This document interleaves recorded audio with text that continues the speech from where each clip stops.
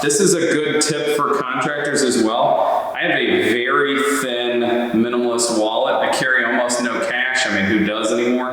But I'm able to keep a couple of our cards in here, the company cards, my ID, health insurance, things like that. And this is very small. And the reason I say that's a tip for contractors is you don't realize riding around in that pickup or sitting at a desk how much that lopsided wallet can affect your back. But when I went to a small wallet, most of the majority of the back problems or back issues that I felt I was having went away almost immediately. I'm Jake Bruton, and today on the Build Show, I'm going to answer one of the weirdest questions that I get on a regular basis. What is the everyday carry of a contractor? What's in your pockets? What's in the bag? Let's talk about it. Okay, my everyday carry involves about the same stuff for the last probably 5 years. Let's start with water bottle. I have a Yeti water bottle that the boss man, Matt Reisinger, gave me a while back. The lid screws on and it has a wide open mouth. I hate things with straws, so I don't function with something with a straw or something that I can't get a lot of water out of. So I normally fill that up, and then I also have a Yeti 1 gallon that I carry on warmer days, or if I know I'm not going to be back to the office all day. So I have 2 water bottles. This one actually fits in my everyday carry bag, and then I have to carry the other one. So when I leave the office in the morning to go to job sites, I have 1 water bottle and my bag and the stuff in my pockets. That's it. Very rarely do I have to carry more stuff. I operate on the Stanley Power Lock tapes. I carry a 30 or a 35 every day. I have a 25 that sometimes is in my tool bag, but most of which I carry are the 30 or the 35. There is nothing wrong with this tape measure. Anybody who says you need a tape measure that's going to stand out 16 feet is either too lazy or working by themselves to walk over and hook their tape on something. You spend more time stretching that tape out to see if you can connect it to a rafter to pull a measurement than you would have if you would have just not been a wimp and walked over and actually hooked your tape and then walked back and pulled the measurement. I have a Olight mini Baton. It takes a CR123 battery, but this guy is incredibly bright. It does get hot if you leave it on for very long, so it's not like a work light. This is more like inspections, or I need to find something in the dark trailer or something like that. I've had that flashlight for probably 3 years now. I love it.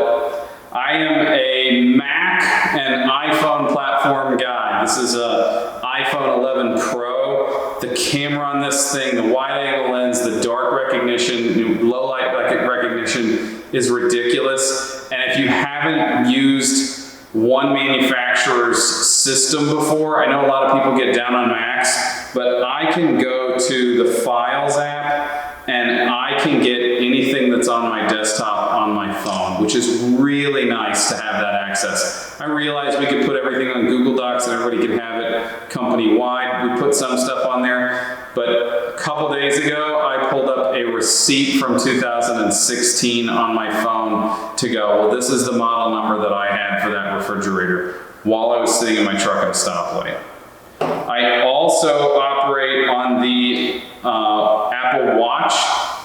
Initially, I got it thinking that I would use it for a lot of the apps and function on it, but in reality, it just gives me the ability at a glance to look at what that text message was, if I need to respond. If it's our Builder Trend software gives me alerts to my phone, and I can see when I have an alert where a sub is trying to contact us or something. So it actually is quite nice. The other thing that I do with my phone and my watch is when I get home for the day, my phone generally goes on the charger and my watch comes off. I also don't wear this watch on the weekends. I have a regular old timepiece that I wear on the weekends. This is a work device. This is not my normal everyday thing. So I don't want to be there. I don't want to be that present. I carry a Uniball Signo DX that is 0.38.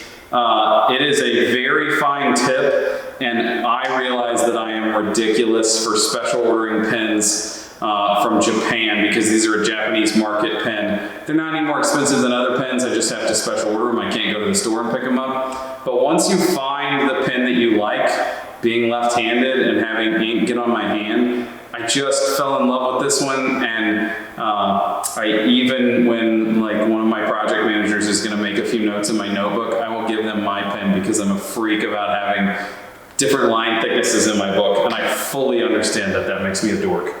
I used to carry a Sharpie every day, and now I carry the Milwaukee Inksol. They just write on more stuff. They seem that the tip doesn't wear out as quick. I have found a few like oil-based paints that I've had problems with this writing on, but other than that, I can mark on almost anything. Quick tip for this style permanent ink, it's not actually permanent. You can clean it off, and if you're on a job site and the porta pot has hand sanitizer, the alcohol in the hand sanitizer will take this off. I learned that from an old guy one time.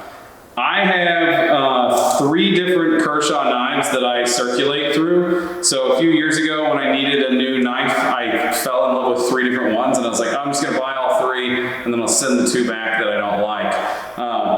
And they were all cool, so I kept them. I like the Canon Leak with Kershaw, probably the best. This one, I don't know the name of it. I think it's the Anso 1160.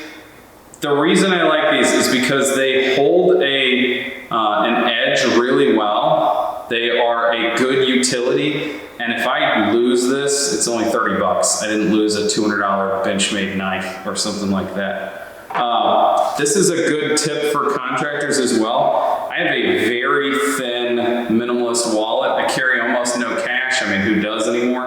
But I'm able to keep a couple of our cards in here, the company cards, my ID, health insurance, things like that. And this is very small. And the reason I say that's a tip for contractors is you don't realize riding around in that pickup or sitting at a desk how much that lopsided wallet can affect your back. But when I went to a small wallet, most of the majority of the back problems or back issues that I felt I was having went away almost immediately.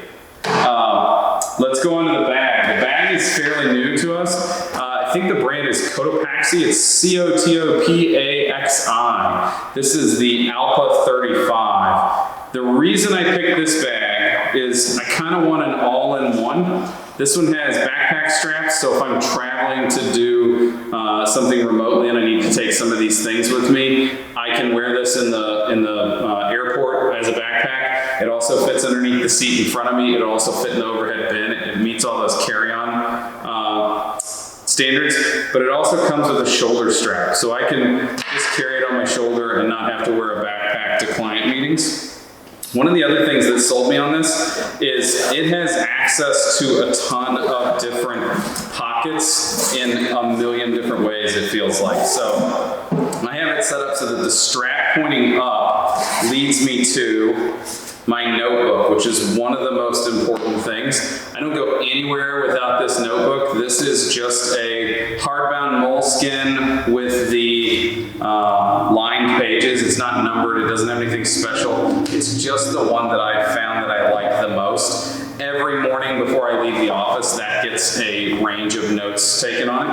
I generally also have a manila folder in here that has different documents that need to go to different job sites. Sometimes there's lien waivers, sometimes there's job schedules. This pocket, a lot of times will have an extra t-shirt so that if I am like pretending to meet clients for the day, I can wear a collared shirt, but if I have to go to a job and get dirty, I generally have, and I actually do have now, I generally have one of the Aero building shirts in that bag. It's just nice. The other thing that I have in here that's like total tool utility, how many times have I been on a job site where I could just take care of something really quick with the fact that I have a paintbrush around? I can clean with this, I can dust things off, I can also paint with this. It seems silly, but once you start carrying one everywhere with you, you can just take care of stuff. It's over and done with. It saves me quite a bit of time. So that pocket I know is the back pocket when I have this guy lifted up. This bag does fold open as well, and I like that. The camera that I'm filming on right now is a Canon 80D, and it has a Rode microphone that sits on top that's just a shotgun mic.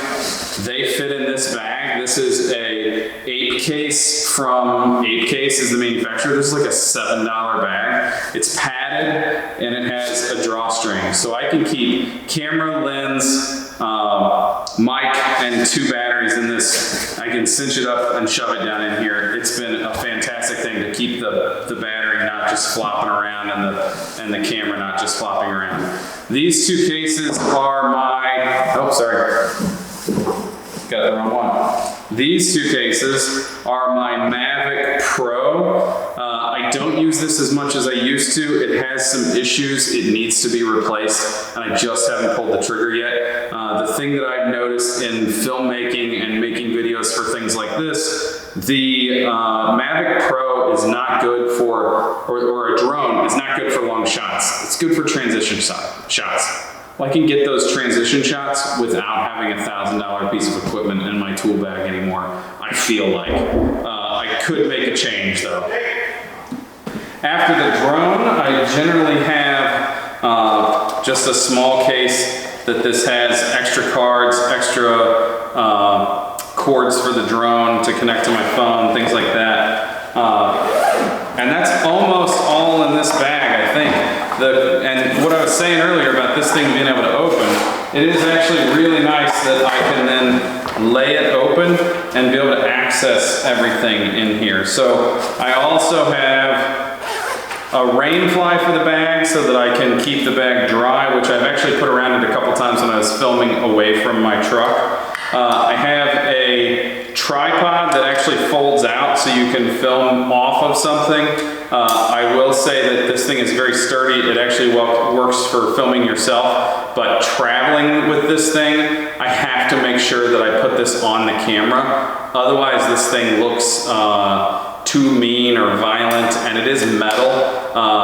Taking this on a plane without it being attached to the camera has been a bit of a hassle. I've had to attach it to the camera and leave it on the camera to get through security. I have an extra charger. I have some extra batteries for the drone, and then sometimes I have room for a lunchbox in here. Sometimes I don't. It just kind of depends on how the day's going and what else is fitting in here. And sometimes I can put my 1-gallon jug in here as well. So then I'm able to carry 1 bag to the truck and not have to worry about making those 4 or 5 trips back and forth. I also actually have figured out how I can close this thing and zip up a set of plans in it that pokes out both ends, but I can also carry my plans in this. So that's the evolution of my everyday carry.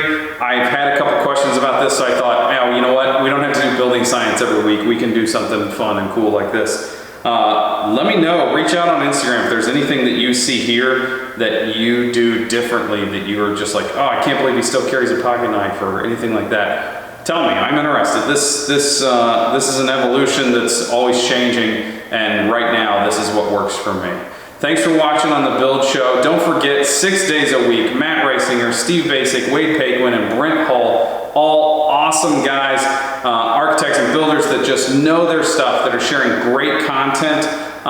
There's stuff, new stuff, 6 days a week on the Build Show Network, and I'm really thankful that they let me do my thing here as well.